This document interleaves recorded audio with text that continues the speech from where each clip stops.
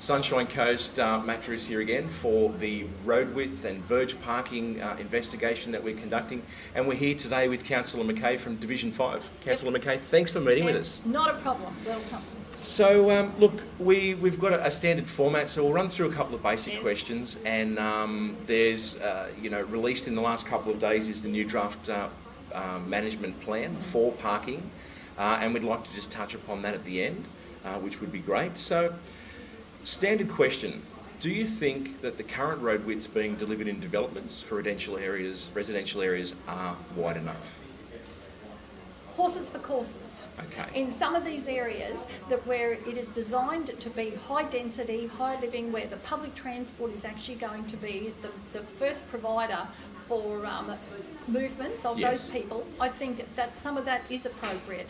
But however, in other areas, particularly back in the hinterland, it is inappropriate. We need the wider streets, we need to be able to park in our streets, and of course, statistics will tell you that we all own more than one car per property, so it is causing a huge concern. Yeah. So in terms of the developments that are being delivered now, many people would say that the infrastructure's just not there yet for the public transport. So until that infrastructure's there, the road widths really need to be wider to allow for, people to have guests over. And we see this across the coast now. We've got, in Britannia, residents are currently, lobbying council to have parking permits because there's simply not enough parking. So I think you make a very good point. I mean, look, infrastructure and public transport is a very important point. But right now, in terms of until that infrastructure is in place, is there a way that council can look at delivering wider streets until that infrastructure is available? Look, absolutely. It's not always up to council. The planning scheme is the document that we have the control of, and of course the developers then have got to work within that. So, there may need to be a review of some of the areas as far as the planning scheme is concerned and about what it dominates. And that's state planning. Well, yes, but it's also then council our own planning scheme to allow for that. But once again, it's about chicken and eggs and chicken. We need to kindly partner with our community, saying that we cannot continue to do what we have done for the last 50 years. We're actually in a new era. As more people are moving to the coast, we need to think about how are we going to move around in the next 50 years. And that is the reason why the parking strategy, the draft parking strategy, is out for the people to absolutely embrace, engage and feedback in. And, really it doesn't matter whether you live out in the Conondale Ranges or whether you're right here on the coast, this document is for you, because you may need to use the medical facilities, you may choose to work with some of the high-tech, high industries that are down located on the economic fringe of the coast, and you will need to challenge yourself about how are you going to park that vehicle, or how are you going to get to your place of work. And look, I think the draft, as I mentioned, the draft management plan on parking is a fabulous initiative. But and we've only had a chance to look at it briefly, but it really doesn't deal with this, and it's residential parking that kind of sparked this investigation. People being fined by council for parking on the verge because they're being considerate and making sure that there's enough room on the roadside, to let through emergency vehicles, other vehicles and that kind of thing. So that's a valuable response. Look, absolutely, and I'm very sympathetic to that. And council, we are, seeking solutions for that, because as you have just rightfully said, that some of these narrow streets will be ideal. Once the bus is leaving every 5 minutes, once the light rail is moving through the spine of the areas that are connected to that. But in the meantime, until that comes, we are challenged as a local authority, and we are looking at what are options for residents that are impacted by that at the moment. And of course the ideal planning, and they'll tell you that, is that the fact that, these people won't have the need for cars as we currently experience, but that's not so. We are not to that point here on the Sunshine Coast yet. It's a position that we will be in and maybe decades, maybe decades away before we actually feel confident to get onto the public transport that comes timely manner. It's affordable, and we can actually see it as an option to get us from point A to point B and feel comfortable of leaving our vehicle at home. And look, so moving from now through these decades until we're comfortable, we're aware Councillor Dixon has a motion before Council, and councillors have been briefed on this, from what I understand, a proposal to look at ways to provide legal verge parking, 2 wheels up on the verge, whether that be pads on the verge and that kind of thing. Now, what's your position on that at this point in time? And obviously, you know, things can change before council votes on it. Is that something that you would endorse? Yeah, look, absolutely. And it's not a retrograde step. It's not a step saying that, hey, we're rolling this backwards. Yes. But it's saying, look, this is a happy medium position while we mature into another position into the near future. Certainly. Yeah. So while council's looking at this, and obviously it's a retrospective issue, and it needs to be done to you know, fulfil the need of the community. As we're rolling out developments like Aura and Palmview that right now, as they're rolling out, have road widths that are equivalent to or narrower than areas that we're rolling out retrospective programs at a cost to ratepayers because of need. How do we bridge that gap sooner in terms of, look, it might be too late for Aura and Palmview now. I mean, those developments are done and dusted and approved. But for the next development that comes, how do we move forward with making sure that over these couple of decades, until we kind of mature into a more European, you know, less cars, more public transport, how do we make sure these roads are wider so we're not constantly retrospectively fixing issues, you know, into the future? Hindsight is a wonderful thing. Oh, yes. Yes, and maybe, you know, we can take the learnings and the notice of motion of Councillor Dixon, I'm sure it will be strongly supported, yes, recognising that as we're grappling with the amount of growth that we're actually experiencing here on the Sunshine Coast, I'm sure some decades ago people would have not realised that this region would have grown so Certainly quickly. Yeah. We also believe strongly that we're playing a role in the state and federal government, where that, you know, in their area where they normally would have been very, very strong investors, you know, particularly into the rail infrastructure, into some of the main roads, the arterial roads that are not adequate now. I mean, you only have to go where I travel a lot of days, down here on the near the Big Pineapple. Yes. Like this morning, I was backed up almost back to the Woombye turn-on. Yes. And this is just so the growth is not only happening down the coast, it's happening across the whole of the region. Yes. And, you know, the state and federal government need to be very serious partners with local government to actually do exactly what you're saying. Yes. You know, is it growth, then no infrastructure? And I know it's an ideal place to be, to have the infrastructure prior to the growth, but, you know, in the master planned areas, such as you've been mentioning about the Palmview and places like that, they have the ideal opportunity to get the bus lanes in, get the walking paths in, get the bike lanes, I might have mentioned that, yes, you know, prior to the development, or all a part of the development planning. But unfortunately, some of the older areas, it's more difficult to retrofit. Yes, yes. So to get some clarity, because look, as we move forward investigating this, in the first instances, there tended to be a lot of, this is a state government issue, and state government representatives would say this is a local government issue.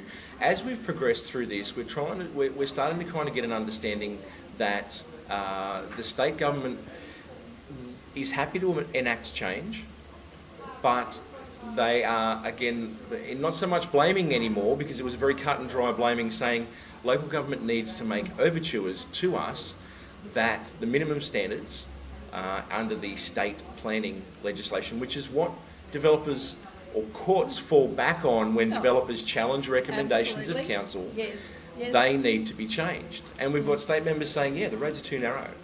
And we've got local government going, yes, the current standards, that what's being delivered is too narrow.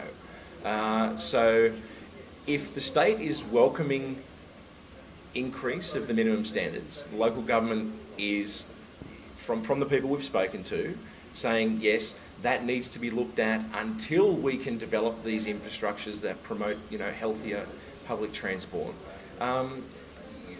I mean, how does that look moving forward? Has that happened already? And that's a very burning question. Has council been lobbying state government to ensure that wider roads are delivered until these alternatives are provided? Look, that is a role for local government, because we're actually the planning authority. Whilst we plan under the state government's guidelines, it is, it's a responsibility of both of us. But again, the developer would tell us that land is at a premium. Well, we may or may not disagree with that, because there are other opportunities that sit beyond, and not everyone wants to sit in a very small townhouse type of a block. Certainly. Some want more of an easier lifestyle. So, but I am more than convinced that Councillor Dixon's report will get up, yes. and maybe that will also then help us drive or rethink or revisit some of the planning aspects, that it's not too late, because some of these things, the ball has gone out the Twin gate. Waters West, if that goes ahead, Exactly that's right. a great That opportunity. Is an ideal opportunity. Yeah. And whilst I have not travelled lots of parts of the world, today with technology we can get the feeling as if we're there and we're not been there. Yes. But some of those beautiful wide streets also have some areas. They have the opportunity for the trees, the cool walking paths, and all that. So it is not lost by having investment in a street. Yes. Yeah. Excellent. So look, I think we created a poll a few days ago. We've got 130 or 40 odd responses so far. Are streets wide enough? Of course, we've got 130 yeses. Wide enough.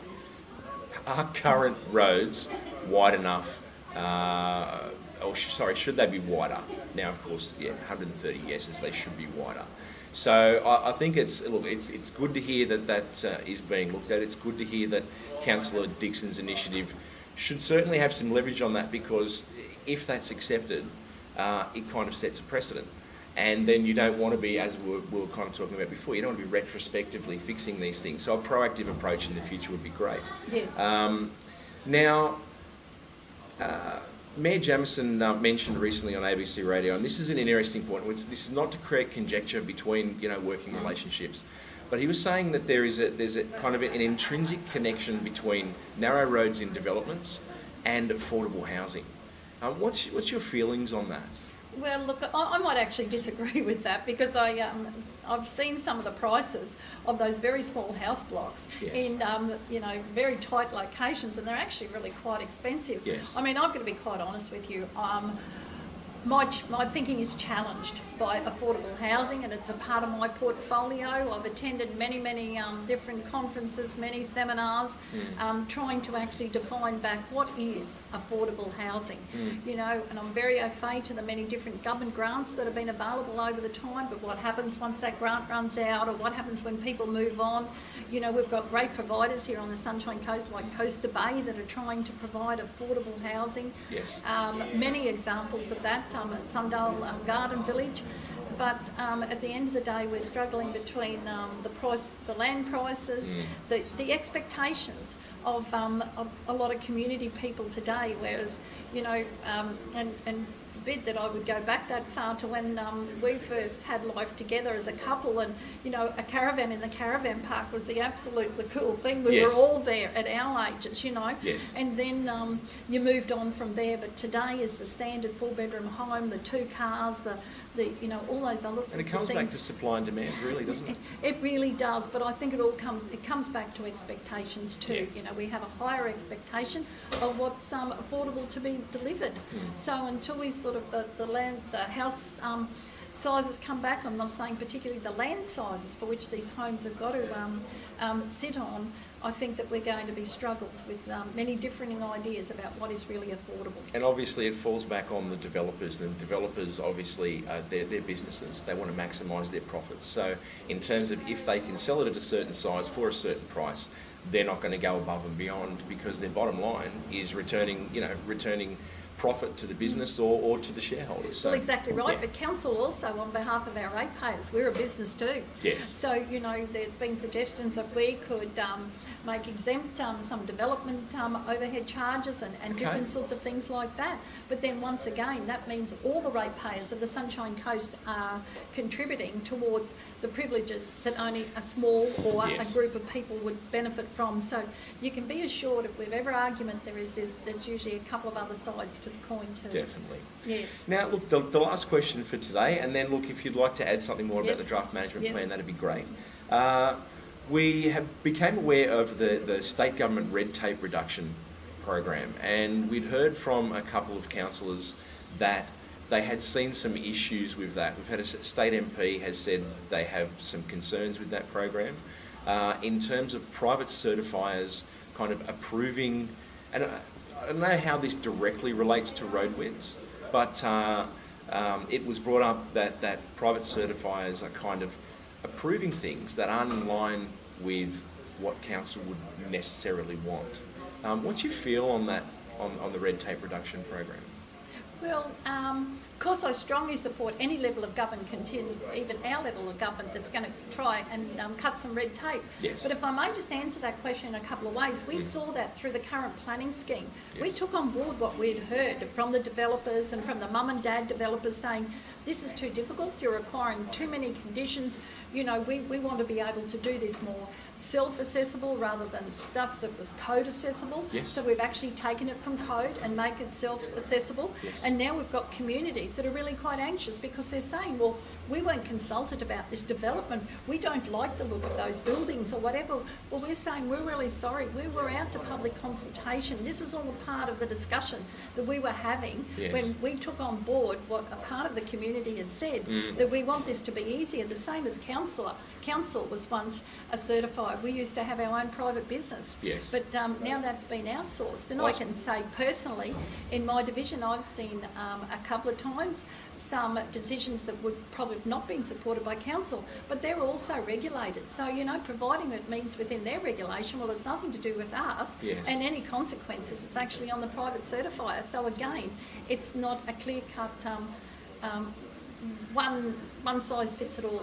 Yeah. So I mean, and I think you raise a really good point. I think as a community, as a society, we don't get active enough, and it comes back from my perspective. And as we continue investigating this, we have a shared responsibility between local and state government. Blaming does not help. No. Residents and ratepayers have a shared responsibility to actually take an interest in what's happening when it's in the planning stages, not once it's being delivered and then jump up and down that they don't like it. And I think it's about people getting more involved. Yes, look, I agree with you about that, but I also understand that how busy, our individuals are today, and I think that is often, unless it's not going to impact me or not in my backyard, we perhaps will tend to just let it slip. I think over the times we perhaps haven't consulted in the right mechanisms, because we're a very, very big organisation here. Yes. And there's definitely, as far as I'm concerned, some benefit in yarning circles. Yes. That smaller group of people saying, look, these are the issues. Yes. We're challenged by this as your elected arm. We're seeking your input. But then when you try to do that across the whole of the region in masses of over 300 people, some say, well, look, I'm not interested in. Some say, well, they're not going to take, they're not going to listen to me anyway. So they don't come on board. But I find personally, even with the parking strategy that's out, I spent some time in lovely Woombai this morning early at the coffee shop, and we started, I started again taking every opportunity I could to say, please get engaged, Yes. please come on board. If you don't like it, will you tell us? We've got a 300,000 growing to 500,000 community coming to the Sunshine Coast. How are we going to manage our traffic congestion that's already starting to appear? Yes. How can we become more excited about innovation being the environmental area that we want to be, the clean, the green, because even that's to do with parking strategy, because we know the impact, the research now on diesels and things like that. Yes. So that's all really integrated into this strategy. So come on board, provide us with some solutions, tell us what you don't like by all means, but help us with your solutions. Yeah, fantastic. Yeah. So look, this is the brochure for the draft management plan. It was released 2 days ago. We're going to pop the links for that draft management plan so that you, the community, can get in behind this. Council needs your feedback to act on these things? Absolutely, absolutely. That's been put together with the best of information that we've been able to source from not only within our organisation, from state and federal across Australia, and learnings from across the world. But I don't doubt that we haven't got it all right, and we're very much. And look, and regardless again of where you live on the Sunshine Coast, please have a look at it. Please have your ideas. You know, whether you think that maybe some residents parking options where you could get reduced parking fees, or you know, feed it all in, because if we don't hear from you and we don't have it collated in a form, an educated decision. Well, we can't make an educated decision on what we think the people, and look, and it's really not a way forward to say, well, no, we're not going to have any of it, because if we're going to be the clean, the green, if we're going to be the new innovation, we're going to be the generation of innovation, yes, we really need to embrace this now and consider it as a part of the next 5 decades moving forward on the Sunshine Coast, and let's together get it right. Fantastic. Councillor McKay, thank you for meeting with us. Thank you very much. Thank you. Cheers.